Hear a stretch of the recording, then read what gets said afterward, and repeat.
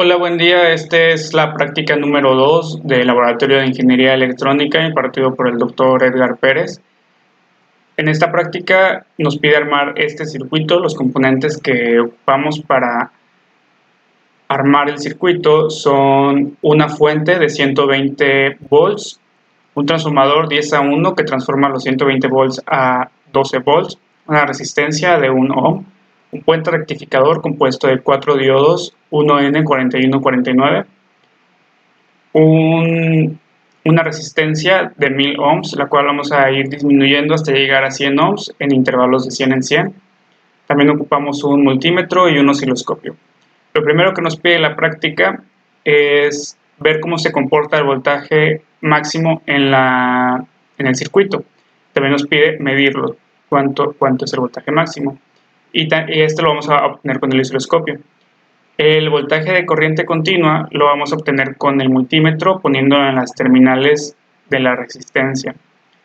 Entonces vamos a correr la simulación, presionamos el osciloscopio y vemos cómo se comporta la curva.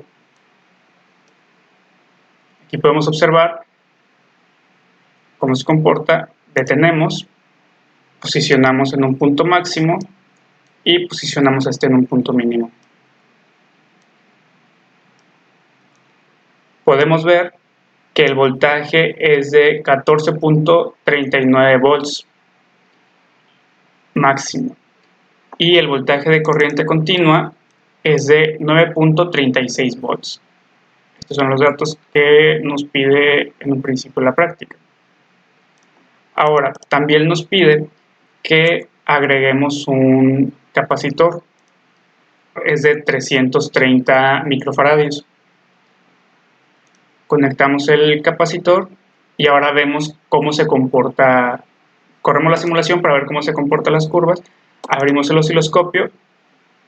Hay que ajustar la escala.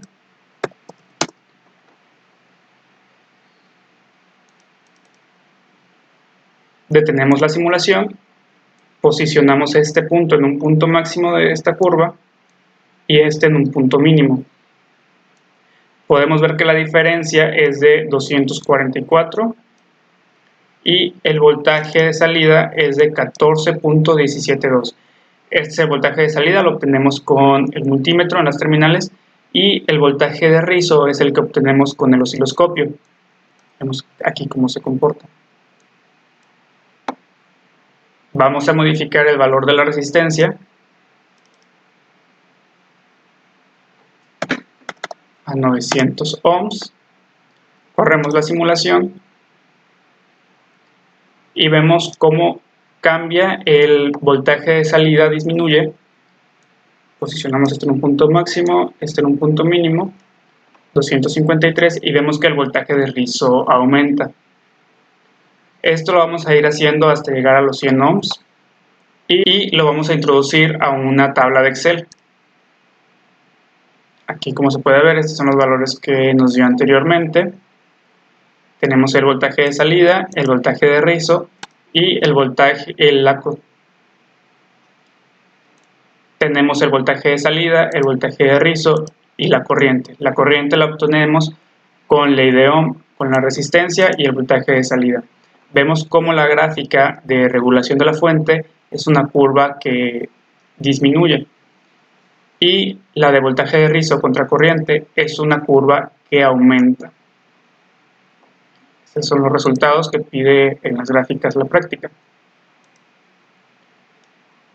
Ahora también nos dice que observemos cómo se comporta si tuviéramos dos capacitores de 330. Esto es como tener un capacitor de 660.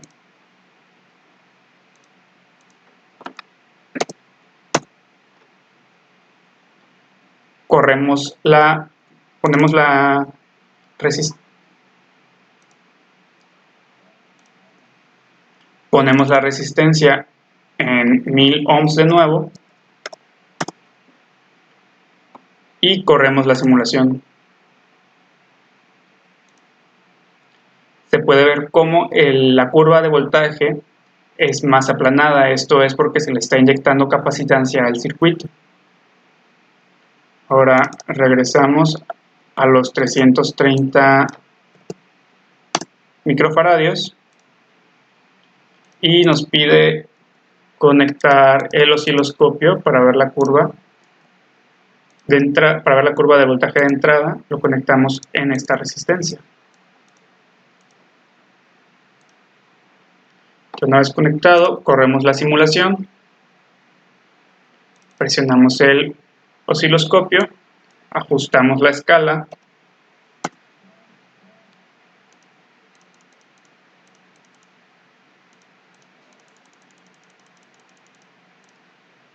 y vemos cómo se comporta el voltaje ahora. Se comporta de esta manera.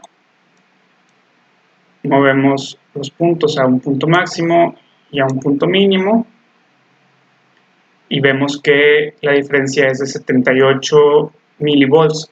Como la resistencia es de 1 ohm, la relación entre el voltaje y la corriente es de 1 a 1. Entonces, si tenemos 78.61 milivolts, tenemos 78.61 miliamperes.